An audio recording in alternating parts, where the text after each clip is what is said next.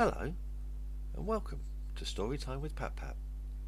Today's story is The Lion Inside. In a dry, dusty place where the sand sparkled gold stood a mighty flat rock, all craggy and old, and under that rock, in a tiny full house, lived the littlest, quietest, meekest brown mouse. He was so very tiny, so incredibly small, that nobody noticed him ever, at all. Hello! He got trod on, ow, and sat on, ouch, and missed out for stuff. Ignored and forgotten. Yes, mouse life was tough. Meanwhile, far above, on top of the rock, times were quite different. It was Lion o'clock. This huge, toothsome creature made sure everyone saw how important he was by how loud he could roar. He was head of the pack. He was shouty and tough. He loved showing the crowd he was made of strong stuff. Yes, all were impressed by this mighty king cat. If only, thought Mouse, I could be more like that. Then late one dark night, in his mini mouse bed, the cleverest thought popped into his head. He jumped from the covers and held up a paw. "I've got it," he said. "What I need is a roar. Roar! I mean, what if this mouse, with the weeniest squeak, was a little more grrr and a little less meek?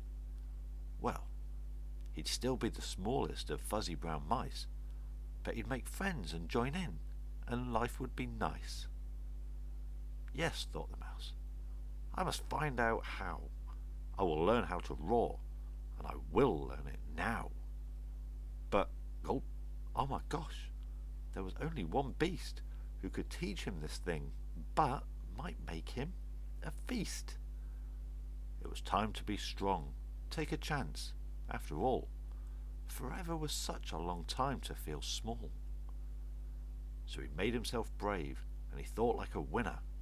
He set off for the top, hoping not to be dinner. It felt like the scariest thing he could do, but if you want things to change, you first have to change you. The further he climbed, the closer he got, to the slumbering lion reclining on top. Then, at last, as he stood on his tippity toes, he found himself suddenly nose to nose. Gulp, pardon me. Wake up, Mr. Lion, you've got company. Squeak, Mr. Lion. What I've come to you for is, squeak, do you think you could teach me to roar? A silence befell that twinkling plain. Lion opened his eyes and puffed out his mane. Time slowed right down. Why, it felt like a week. Then he opened his mouth and let out an eek.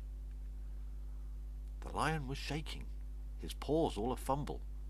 He was backing away with a scrambling tumble. "Don't hurt me," he whispered. "I'll try to be nice." Well, my goodness, this lion was frightened of mice. "Don't worry," Mouse peeped. "I'm a friend, not a foe. Let's rock this together. We'll have fun, don't you know?" That was a magical moment for sure, when Mouse didn't feel at all small anymore. He had found his true voice and learned to speak out, and for that you don't need to roar or to shout.